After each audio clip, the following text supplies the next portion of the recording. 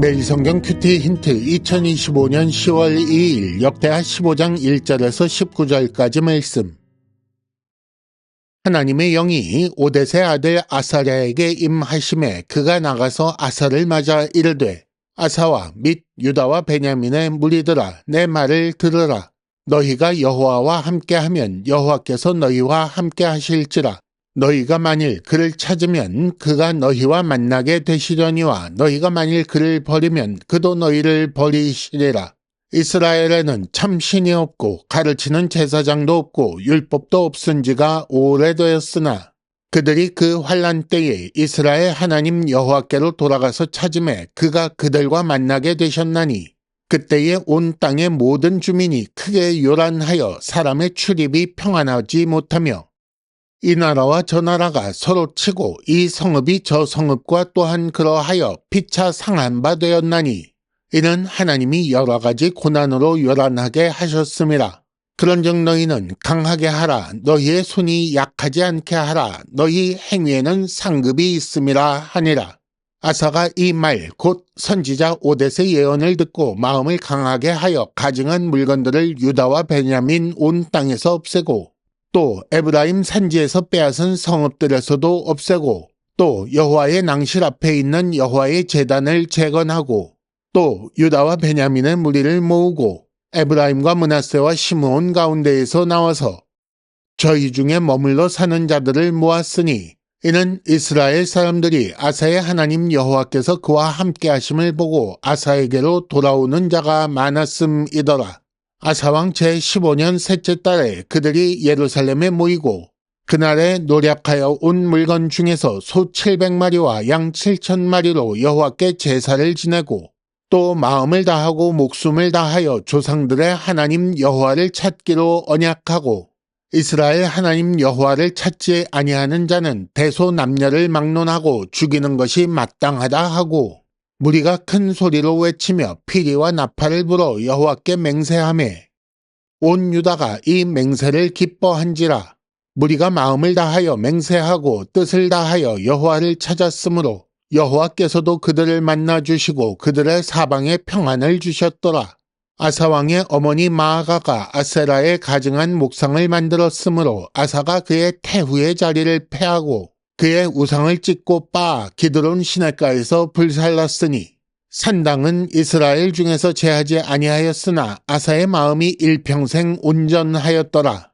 그가 또 그의 아버지가 구별한 물건과 자기가 구별한 물건 곧 은과 금과 그릇들을 하나님의 전에 드렸더니 이때부터 아사왕 제35년까지 다시는 전쟁이 없으니라. 아멘.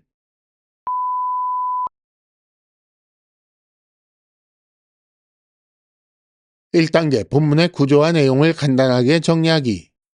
오늘 말씀은 유다왕 아사에 대한 두 번째 이야기인데 예언을 듣고 언약을 갱신한 왕이라는 주제입니다.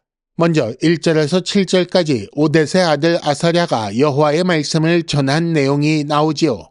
다음으로 8절에서 19절까지는 아사왕이 예언을 듣고 언약을 갱신하는 내용인데 그 중에 8절과 9절은 아사가 마음을 강하게 하여 가증한 것을 없앴다라는 말씀이고 이어지는 10절에서 15절까지 말씀은 백성을 모으고 제사하며 여호와를 찾기로 언약하였다라는 내용입니다. 그리고 마지막으로 16절에서 19절까지는 아사의 마음이 일평생 온전하였다라는 기록입니다. 14장에 나온 것처럼 구스의 침략을 물리치고 돌아온 유다왕 아사에게 하나님의 영이 임한 오뎃의 아들 아사랴가 하나님의 말씀을 전합니다. 말씀의 내용 핵심은 여호와와 함께하면 여호와께서도 함께 하신다라는 것입니다. 그러면서 예전 이야기를 하는데 참 신도 없고 가르치는 제사장도 없고 율법도 없을 때 고난이 있었다라고 했습니다. 아사가 이 말씀을 듣고 마음을 강하게 하여 가증한 물건들을 없앱니다.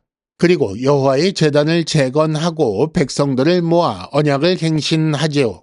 그는 심지어 아세라 목상을 만들었다는 이유로 왕의 어머니 마아가를 폐하기까지 합니다.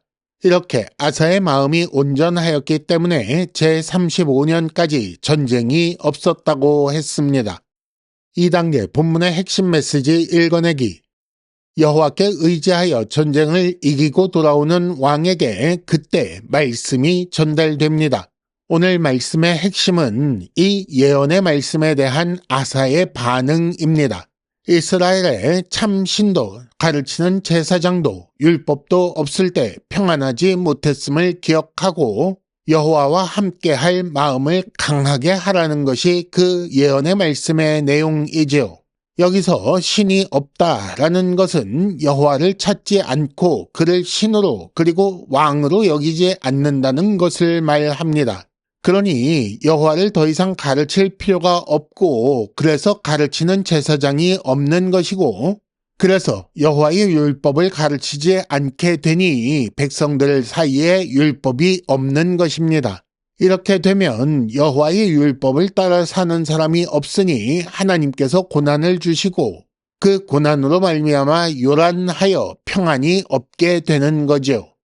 반대로 여호와를 하나님으로 인정하면 그 말씀을, 그 교훈을 가르치고 배워야 합니다. 그 가르침, 즉 토라, 율법이 백성의 삶에 있어야 하는 거지요. 그래야 그들의 삶을 하나님의 가르침이 지배하게 되고 그들이 모두 하나님을 하나님으로 인정하게 되지 않겠습니까?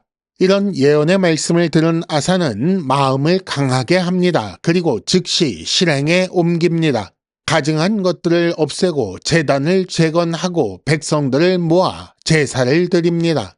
율법에 따라 여호와를 찾기로 언약을 맺고 맹세를 합니다. 이 맹세가 온 나라의 기쁨이 되지요. 그리고 이렇게 언약을 맺고 맹세를 하였으니 그 말씀에 따라 여호와를 찾습니다. 어느 정도로 하는가? 가증한 목상을 만든 태후를 폐하기까지 하게 됩니다.